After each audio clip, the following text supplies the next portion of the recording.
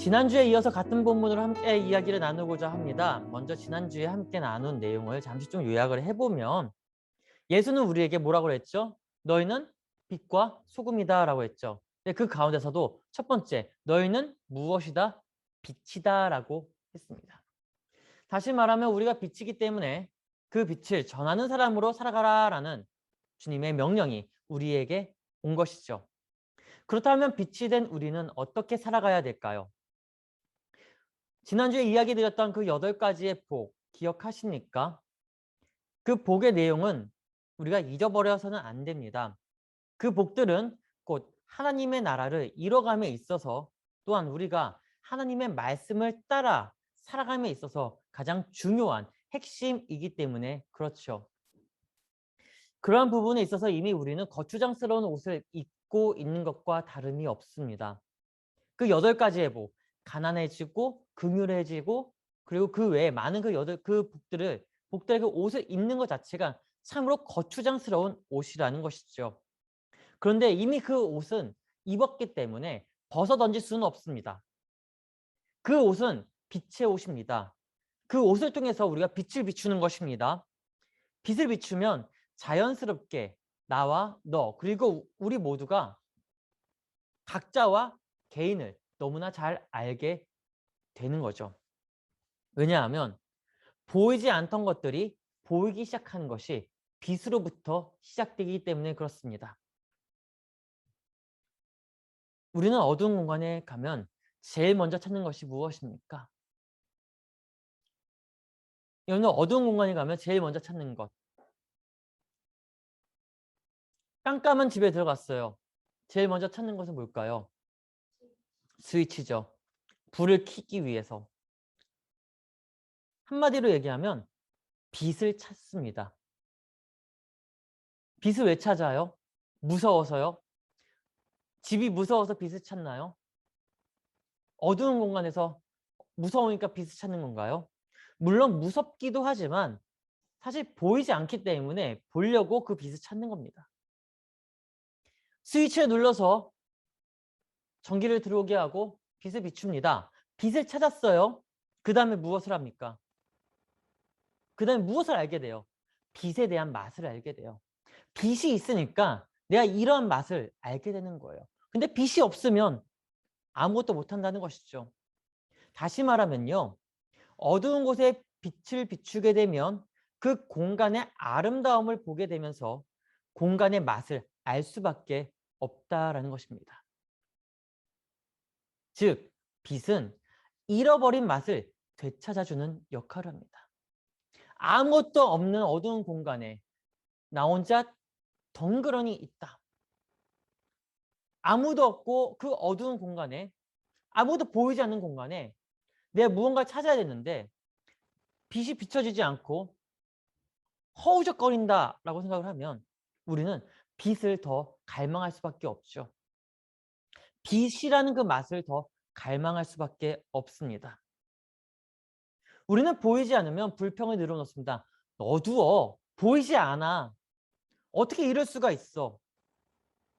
그런데 그 불평 속에서 잃어버린 맛을 찾았다면 그때부터는 불평이 아닌 기쁨을 찾고자 여기저기 둘러보면서 나서게 됩니다. 그래요. 빛은 어두운 곳을 밝게 비춥니다. 그리고 빛에 대한 맛을 알게 되고 빛에 대한 맛을 알게 되면 그 빛을 계속해서 따라갈 수밖에 없다라는 것이죠. 먹방. 먹방이 뭘까요? 먹방이 뭘까요? 먹는 방송이에요. 카메라 앞에서 내가 먹는 거를 하는 겁니다. 유튜버들 또 방송인들이 그 음식을 먹으면서 음식에 대한 품평을 합니다. 이 음식은 어떻고 저 음식은 어떻고 어디 가면 더 맛있고 같은 건데도 여기가 더 낫더라. 그렇게 방송에 한번 타고 나면 다들 몰려 들어갑니다. 그리고 한 번씩 다 먹어보죠. 그리고 글을 써요. 여긴 맛있어요. 맛없어요. 별로예요. 방송빨이네요. 물론 한때 먹방이 유행이었죠. 뭐 지금도 유행이에요. 지금도 많은 이들이 먹방을 보면서도 맛있는 음식점을 찾아갑니다. 우리가 먹방을 자주 보는 이유는 뭘까요? 맞아요. 대리만족이에요. 누군가 나를 대신해서 그렇게 해준다고 하면 참 대리만족이죠. 내가 먹고 싶은데 먹지 못하는 그 음식을 누군가 나를 대신해서 카메라 앞에서 먹어줘요. 대리만족이에요. 근데 대리만족할 때 그냥 대리만족인가요? 그 사람이 먹는 맛을 표현을 하잖아요. 어떻게 표현해요? 매운맛은 그냥 맵다고 표현하나요? 혀 끝에서 살살 아려오며 목구멍에 넘어가는 그 느낌이 정말 디테일하게 표현을 해주잖아요. 근데 그 디테일한 표현을 들으면서 그 맛을 상상을 해봅니다. 그러면서 괜히 난 먹지도 않았는데 배부른 것처럼 느껴지죠. 그런데 이거 아세요? 우리도 이렇게 이러한 맛을 찾고자 하면 그냥 유튜브 영상으로 일반 방송 영상으로 그냥 보고 끝낼 것이 아니라 직접 찾아 나서야지만 먹고 느낄 수 있다는 건 말입니다. 찾아 나선다는 거는요. 새로운 맛을 만들어 한다는 의미도 있습니다. 그렇다면 오늘 사회에서 우리가 살아가는 이 세계에서 어떤 새로운 맛을 만들어 가야 될까요? 매운맛을 좋아하는 사람은 매운맛을 만들 겁니다. 순한 맛을 좋아하는 사람은 순한 맛을 만들 겁니다. 노멀한 맛을 좋아하는 사람도 노멀한 맛을 만들겠죠. 근데 우리는 어떠한 맛을 가지고 있습니까? 그리스도의 빛이라는 맛을 갖고 있습니다. 그리스도의 빛. 그 빛을 가진 우리는 무엇을 비추고 무엇을 어떻게 만들어야 될까요? 컬처. 컬처가 뭐죠? 문화죠. 네, 이 문화를 좁은 의미로서는 개인의 문화라고 얘기하고요. 넓은 의미의 문화로서는 소셜 컬처, 그러니까 사회적 문화라고 이야기를 합니다. 우리는 문화를 비춰야 돼요. 우리의 문화를 비춰야 됩니다. 다시 얘기하면 그리스도의 문화를 비춰야 된다는 거죠. 그리스도의 문화가 무엇입니까? 예수 그리스도의 문화가 무엇일까요? 예수 그리스도의 문화는 다른 게 아닙니다.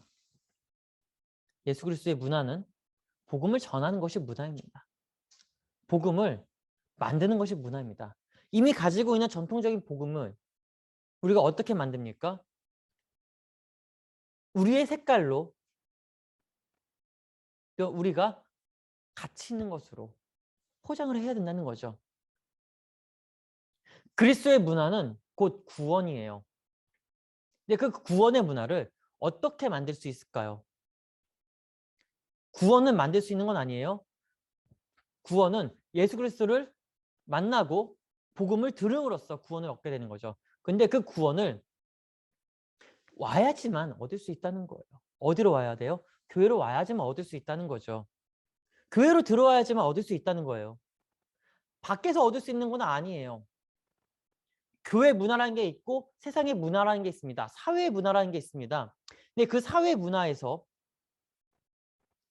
그리스도를 전해가지고 그리스도와 함께 이 교회로 들어올 수 있도록 해줘야 되는데 우리는 그렇게 못하고 있다는 거죠.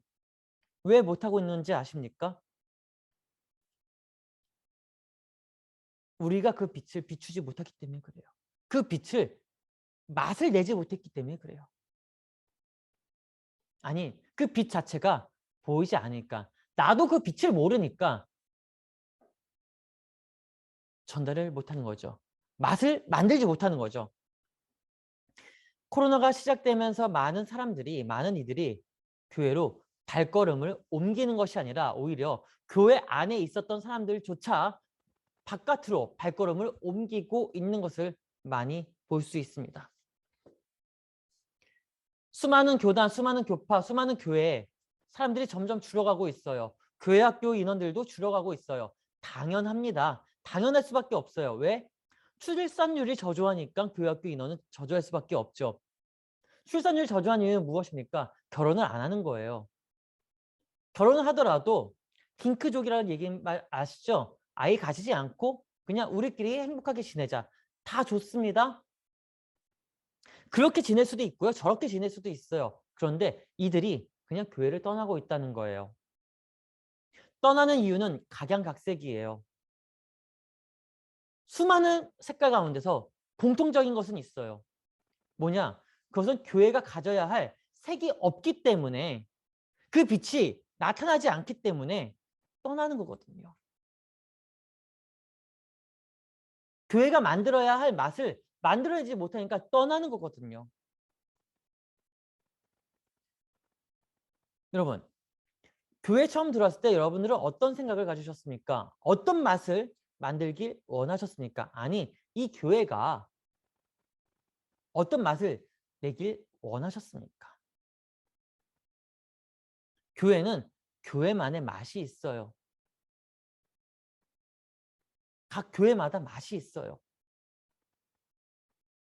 근데 그 맛을 찾은 교회는요, 그 맛을 좀 더 정교화하게 만들고 전문적으로 만들어 나갑니다. 그런데 맛이 없는 교회는요, 이것저것 다 해봐요. 이것저것 다 해가지고 괜찮은 것 같아.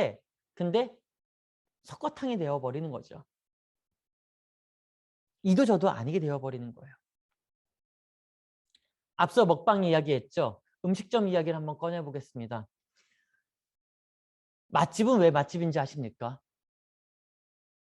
왜 맛집일까요? 맛집은요, 메뉴가 단조로워요. 백종원의 골목 식당을 보면 백종원 대표가 음식점 찾아가서 컨설팅을 해주죠. 컨설팅 할 때 제일 먼저 하는 게 뭔지 아세요? 이 메뉴 빼고요. 저 메뉴 빼고요. 이것도 빼고요. 저것도 빼고요.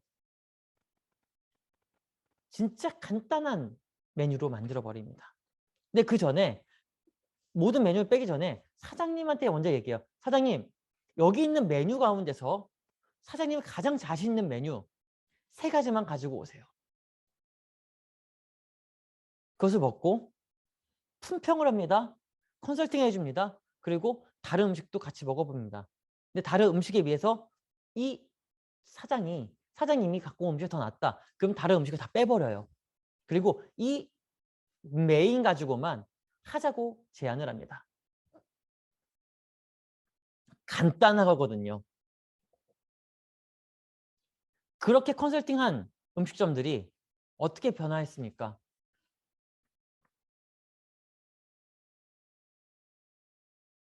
손님이 찾지 않았는데 그 컨설팅 끝나자마자 손님이 미어 터지기 시작합니다.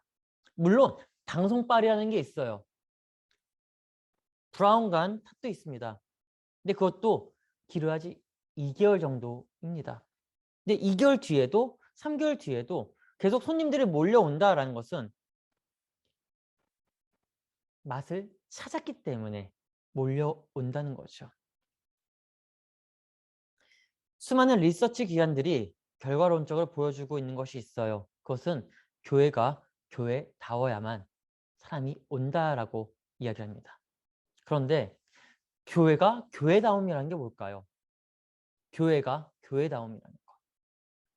여러분들이 생각하는 교회가 교회다움이 무엇이라고 생각하십니까? 오늘 본문에서는 이렇게 이야기를 합니다. 같이 함께 읽을까요? 너희는 세상의 소금이니 소금이 만일 그 맛을 잃으면 무엇으로 짜게 하리요? 후에는 아무 쓸데 없어 다만 밖에 버려져 사람에게 밟힐 뿐이니라. 예수는요, 우리에게 너희는 세상의 소금이다 라고 했습니다. 소금이 되라고 한 것이 아니라 이미 소금이다 라고 한 거예요. 지난주에 함께 나눈 말씀하고 똑같죠? 너희는 빛이 되라가 아니라 너희는 빛이 다. 그리고 너희는 소금이 되라가 아니라 너희는 소금이 다.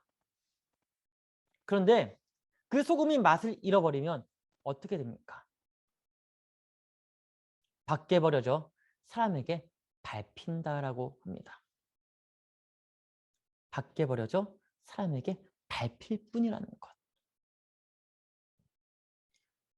다시 말하면 어디에서도 녹아 들어가지 못하고 어디에서도 외톨이처럼 있어야 되고 어디에서도 맛을 내지 못할 그죠? 퇴보해서 버려져야 된다는 거예요.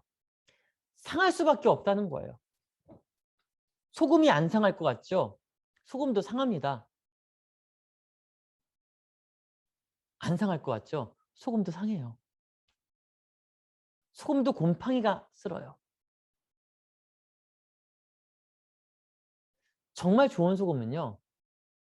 몇백 년이 가도 멀쩡합니다. 그런데 그 소금 안에 불순물이 1%라도 섞여 있으면 그 소금은 썩어 문드러집니다. 맛을 내지 못하는 거죠. 오히려 쓴맛이 더 강해집니다. 교회가 현재 이러한 상황에 놓여져 있어요.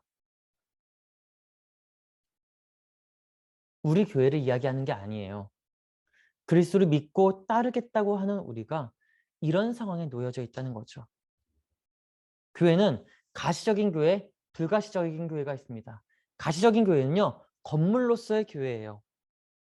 불가시적인 교회는 비건물로서의 교회, 즉 그리스도를 믿고 따르겠다라는 그리스도인이 교회입니다. 다시 말하면 진짜 교회는요, 진정한 교회는 가시적인 교회와 불가시적인 교회가 같이 합쳐져 있는 것이 진짜 교회입니다. 그런데 현재 우리 교회는요, 가시적인 교회는 있지만 불가시적인 교회는 없다라는 거예요. 예수를 믿는다고 하지만 믿는 게 아니고요. 말씀을 따른다고 하지만 말씀을 따르는 것이 아니고요. 맛을 낸다고 하지만 맛을 내지 못하고 있다는 거죠. 내가 빛이지만 빛을 내지 못하고 있다는 거죠. 나 개인이 아무리 신앙생활을 잘한다 해도 다른 누군가가 비판을 한다면 잘하는 게 아니에요. 누군가가 나에 대해서 비판을 한다면, 신앙에 대해서 비판한다, 믿음에 대해서 비판을 한다면 돌아봐야 됩니다. 내 신앙에 어디가 문제가 있는지 돌아봐야 됩니다. 왜 비판을 받고 있는지 알아야 됩니다. 돌아보면 문제점을 알게 돼요. 그런데 더 큰 문제가 뭔지 아세요? 이미 내가 다 됐다라고 생각하기 때문에 돌아보면 문제가 없는 거예요. 이게 가장 큰 문제예요. 나는 완벽하니까 괜찮아. 내 신앙은 문제 없어. 그런데 타인들은 다 손가락질하면서 말하거든요. 너 잘못됐어. 근데 아무리 돌아보더라도 나는 문제가 없는데 괜찮은데 이미 밟힌 거죠. 이미 짓밟혀버린 겁니다. 아픈지도 모르는 거예요. 고통스러운지도 모르는 거예요. 왜요? 무뎌진 거예요. 빛을 잃어버린 것에서 무뎌진 거고 맛을 잃어버린 것도 무뎌진 거예요.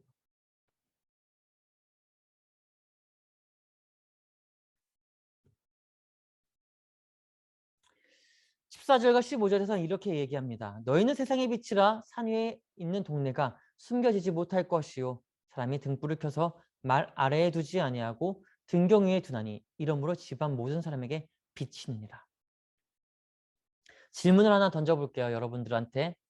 이 질문을 들으면 답은 이미 정해져 있어요. 답정너예요. 그래도 던져볼게요. 왜냐? 이미 여러분들의 답은 정해져 있거든요. 여러분들은 쓸모 있는 사람이 되고 싶습니까? 쓸모 없는 사람이 되고 싶습니까? 자, 1번. 난 쓸모 있는 사람이 되고 싶다. 2번. 나는 쓸모 없는 사람이 되고 싶다. 자, 2번. 손 들어주세요. 난 쓸모 없는 사람이 되고 싶다. 그럼요. 다 쓸모 있는 사람이 되고 싶죠. 저도 그래요.